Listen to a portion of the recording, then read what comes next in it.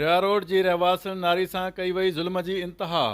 बासर जवाबदारनि 16 सालनि जी नारी लुबना शेख खे दरगाह पीर सुमरो तां अगवा कयो।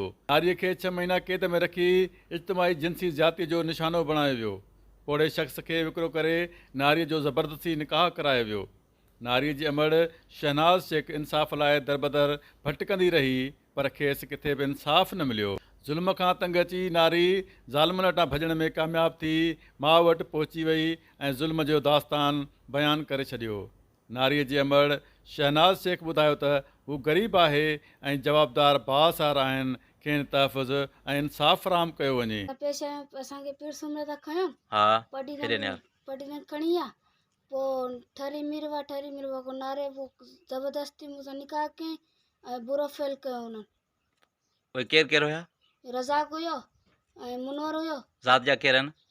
राजपुर ऐं अकबर हुयो ऐं हू विसर हुया ज़ात जा। अच्छा, पोइ किथे किथे रखियनि तव्हांखे? मूंखे पढ़ी अथनि ठरी मिरवा ऐं नारो।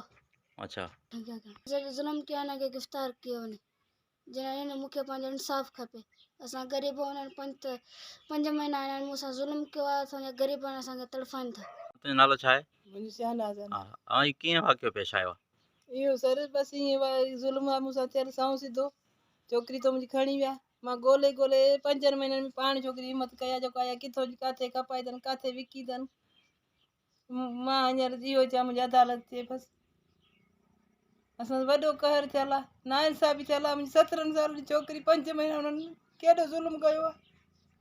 ज़बरदस्ती हुननि निकाह अथनि, हेॾा खॾा खणी छोकिरी खे बंदूक हयूं अथनि। इहो ख़ुदा गवाह आहे जो त कूड़ हणंदासीं। जी हाँ। हाँ बसि सर छड़ी असां ग़रीब आहियूं, असांजी केरु नथो ॿुधे। उहे ई माण्हू पिया चवनि तव्हांजा भाउ मूंखे छा कंदा, जेके जिन खपाइनि पिया चइनि पई कुझु त चइनि पई तुंहिंजा भाउ कंदा असांखे छा, ऐं असांजो इंसाफ़ थी वञे, अदालत असांजी थिए। असां त घणो कहर थियल आहे, ग़रीब आहियूं, मिसकीन आहियूं, सॼी बिरादरी खे ख़बर आहे।